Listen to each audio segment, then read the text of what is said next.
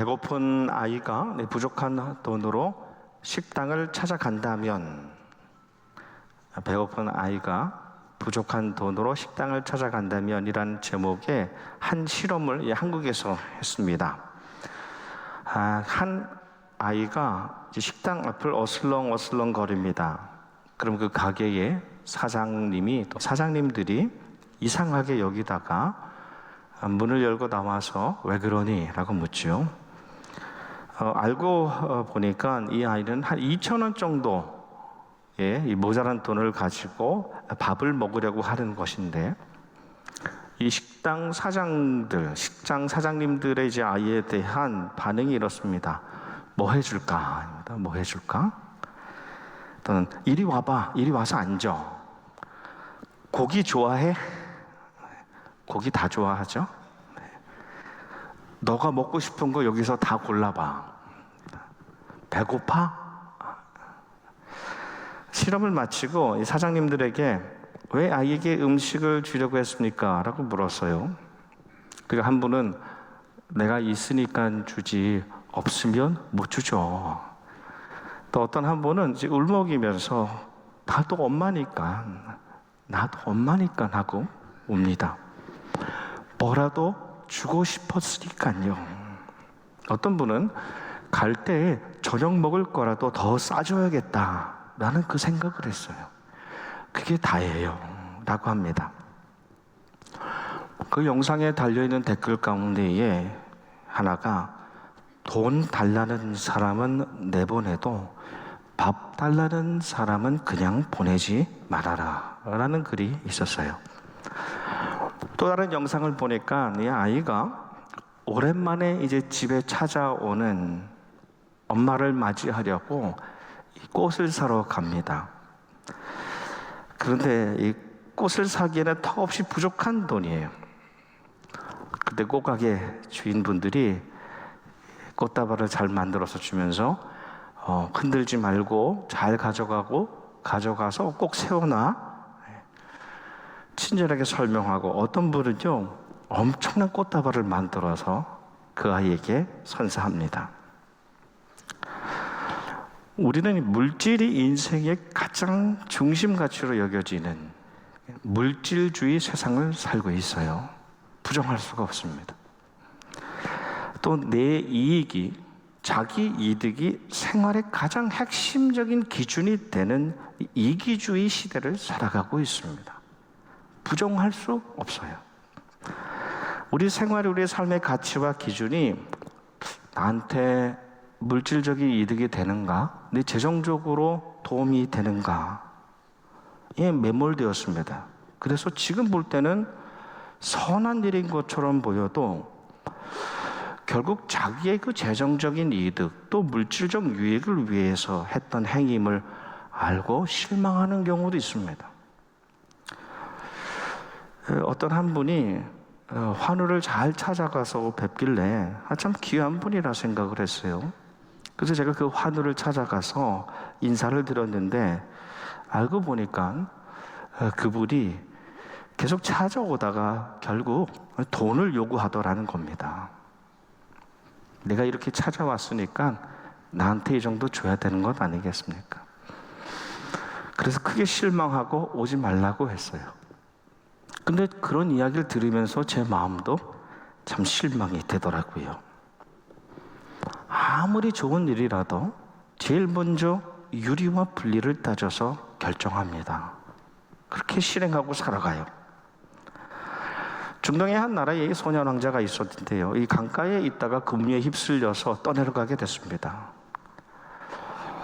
그래서 왕이 그 소식을 듣고 군대를 총동원해서 수색했는데 찾지 못했습니다. 근데 몇 주가 지나서 왕자가 왕궁으로 이렇게 걸어 들어오는 거예요.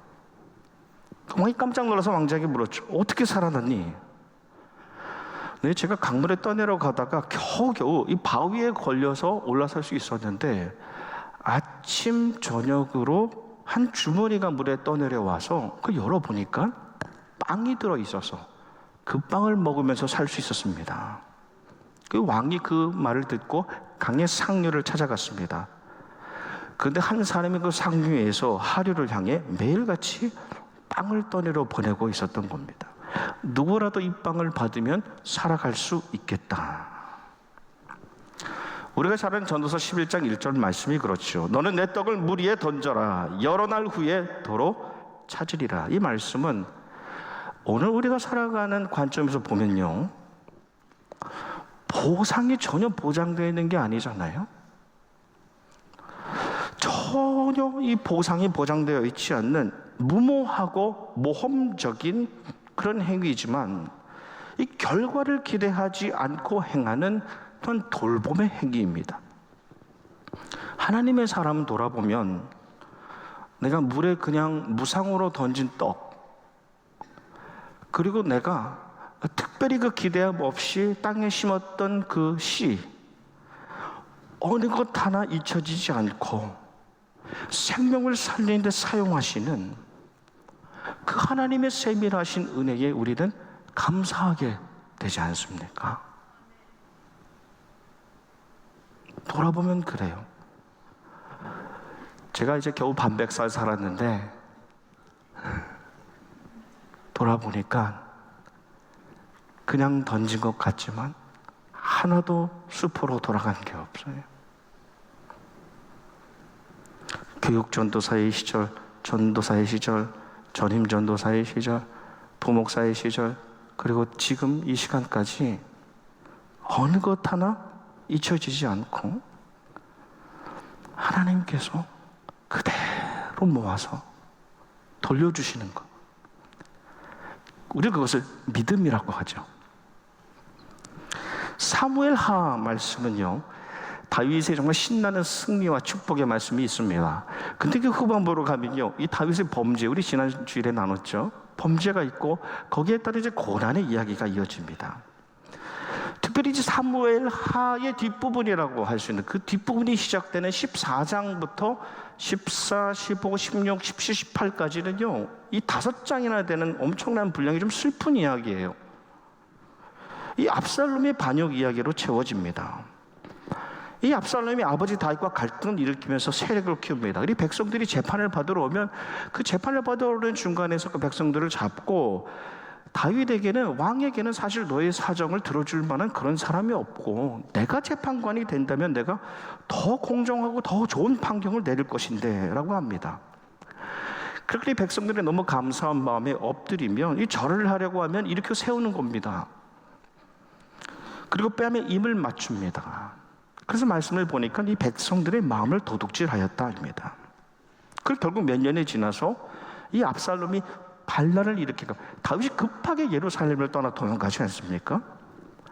그리고 이제 바후림이라는 작은 마을을 지나고 있는데 그 전에 왕이었던 사울의 친척인 이 시므이라는 사람이 나왔어요. 근데 욕을 하는 겁니다.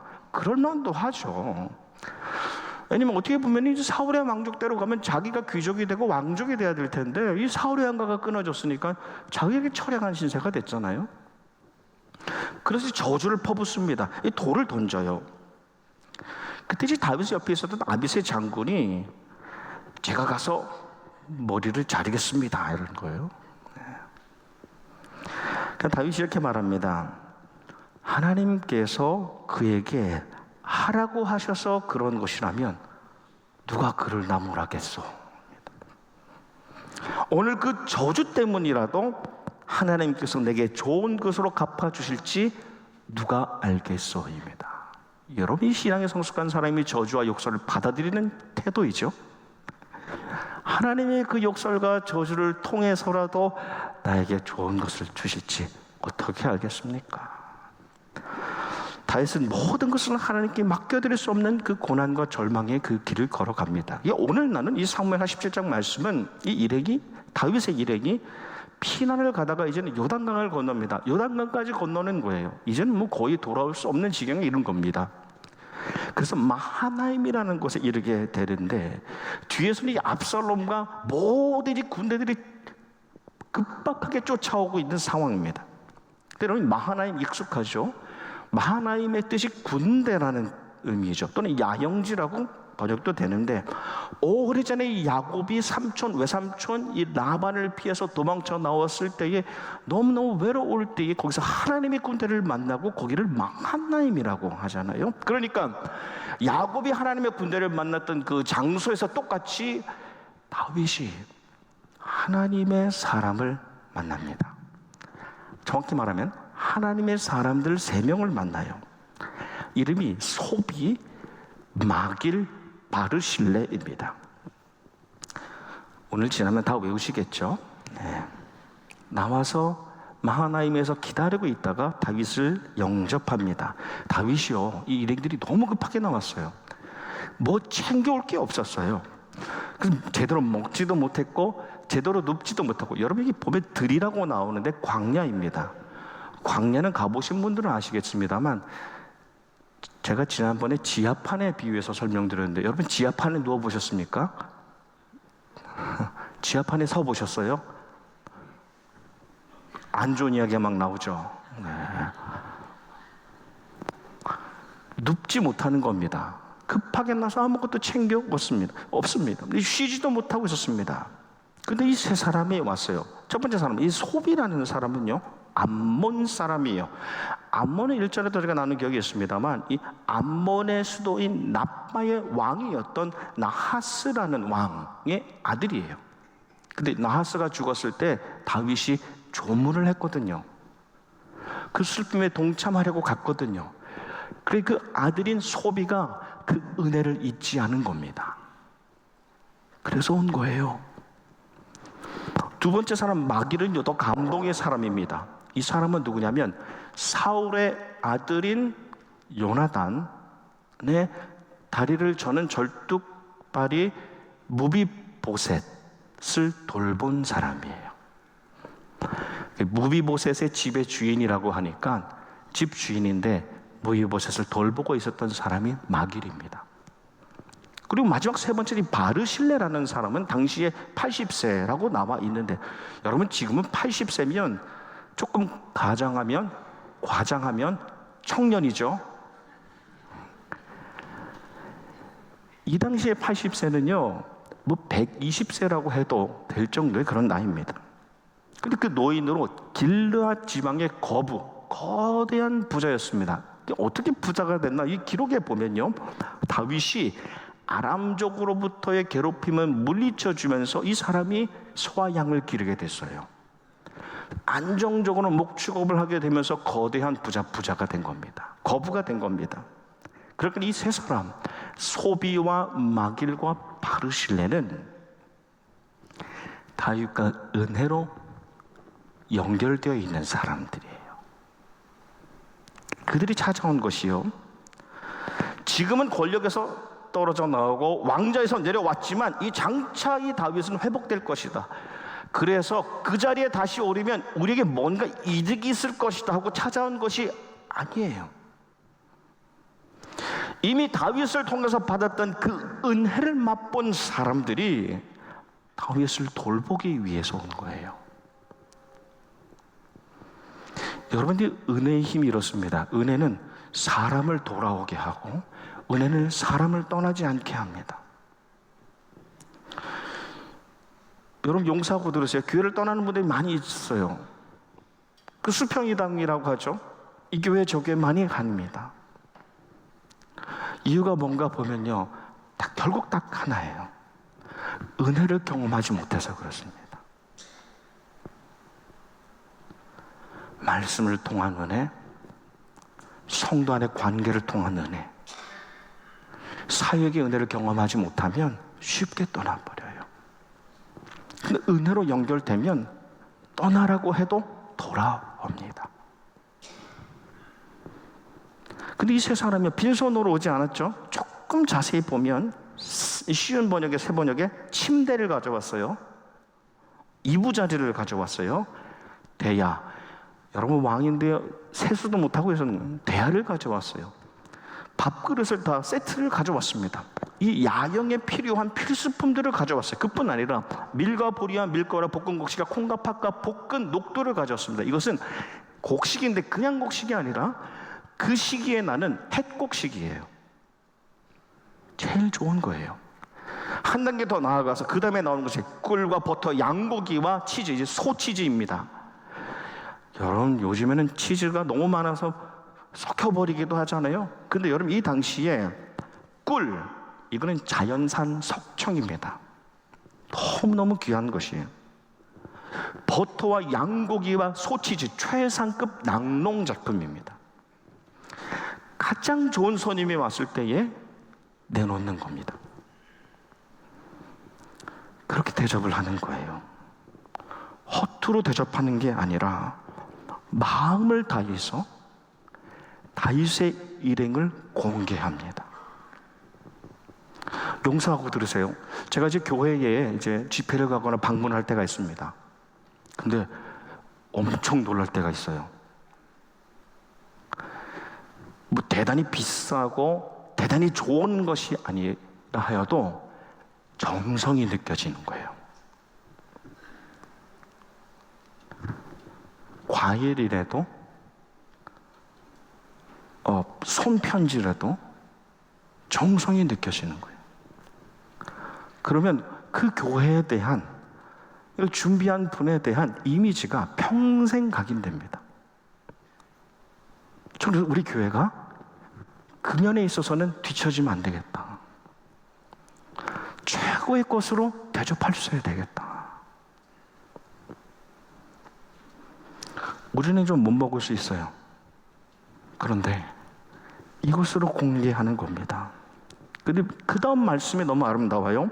그들 생각에 백성이 들에서 시장하고 배가 고프고 곤하고 피곤하단다. 목마르겠다.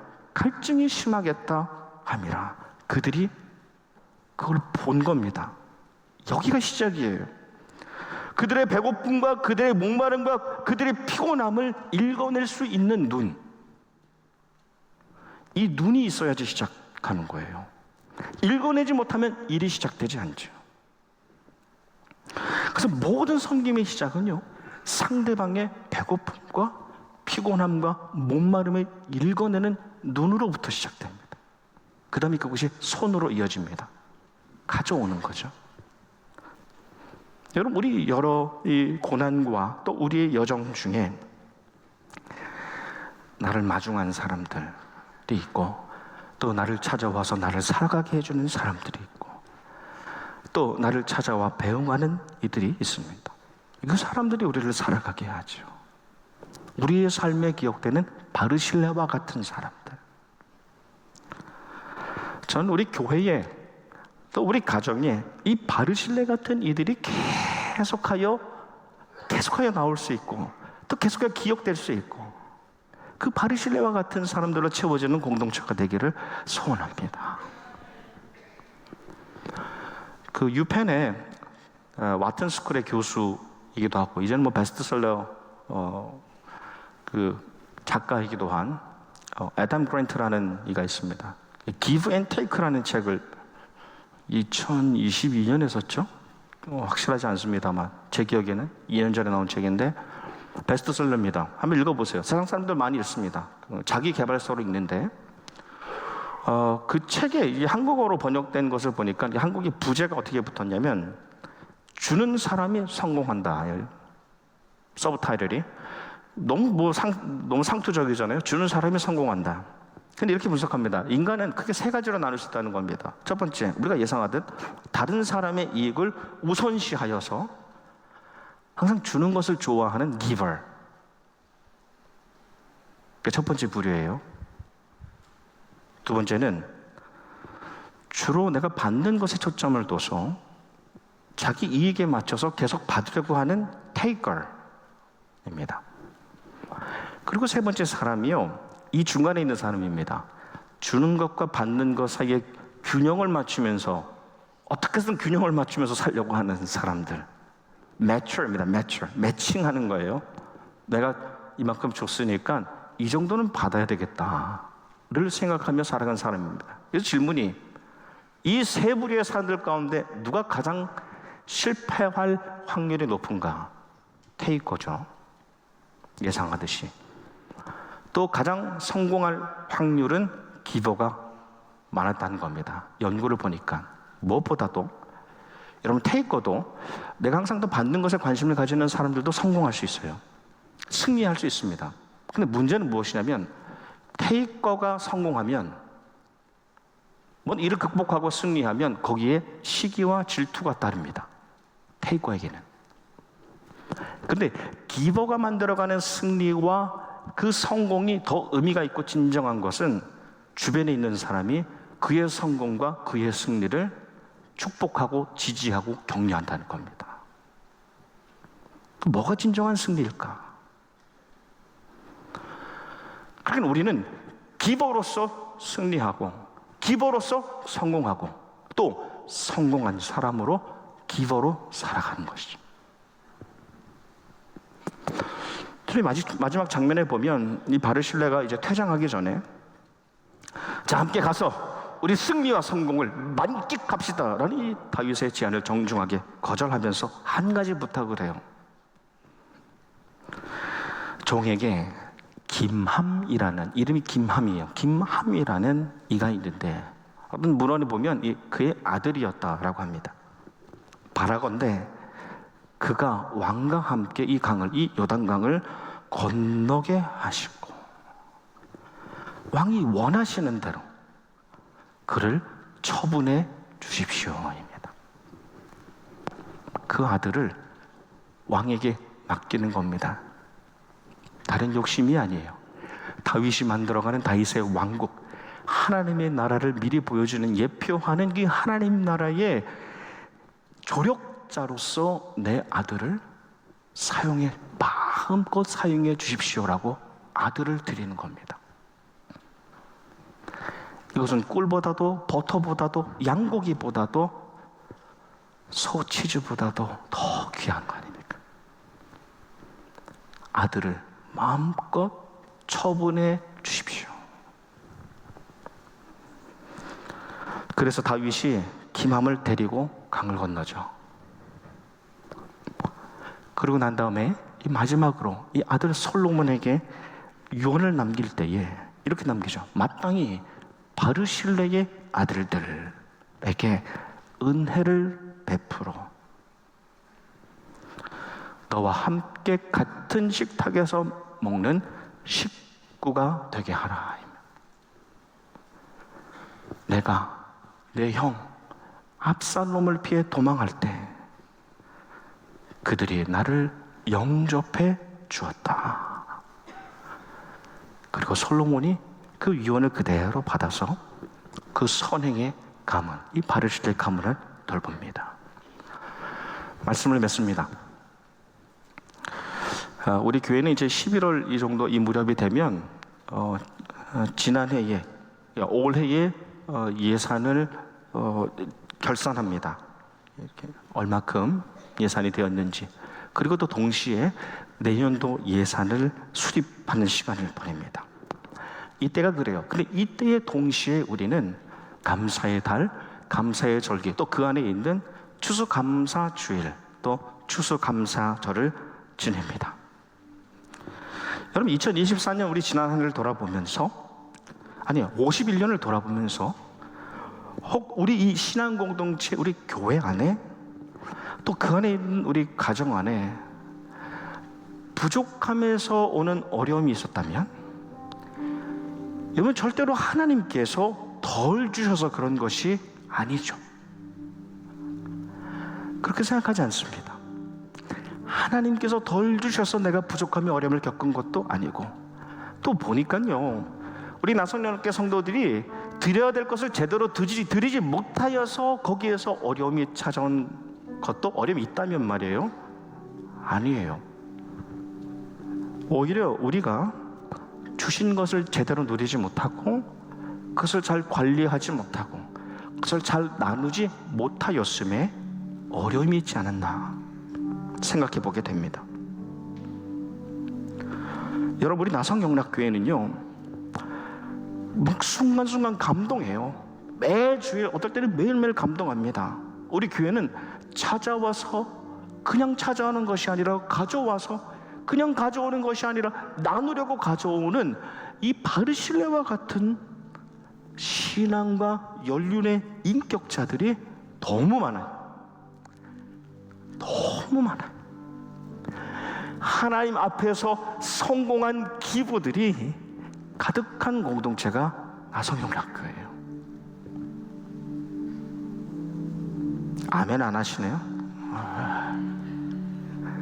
제가 겨우 8년 지나 보니까 그래요. 여러분, 다윗과 그 을행이 그 고난의 피난길에서도 이 바르실레라는 한 사람, 내 삶을 마중하고 내 삶을 배웅했던 그 한 사람으로 인하여서 하나님의 손길, 하나님의 눈길, 하나님의 마음길을 경험하지 않습니까? 그 한 사람. 우리도 하나님께서 보내주신 내 삶의 바르실레, 또 앞으로도 보내주실 바르실레, 그들로 인하여 어떤 고난 속에서도 감사하며 살기를 원합니다. 그리고 내가 찾아가서 가져가서 나눌 수 있는 이 시대의 바르실레 되기를 주님의 이름으로 축원합니다. 올해 이 감사절기의 주제를 뭘로 할까 고민하다가 그래서 감사한 것도 많고 그래도 감사한 것이 참 많다. 그래서 감사, 그래도 감사로 정했습니다. 우리가 하나님의 손과 하나님의 눈과 그분의 마음을 소유한 이때의 바르실레로 살아가기를 주님의 이름으로 축원합니다. 우리 밖에서 소송이는 어린아이와 같은 영혼들, 영적인 육적인 양식을 갈구하는 이들, 들어와 먹고 싶은 거 다 골라. 뭐 해줄까? 생명을 살리는 교회가 되기를 주님의 이름으로 축원합니다. 아멘.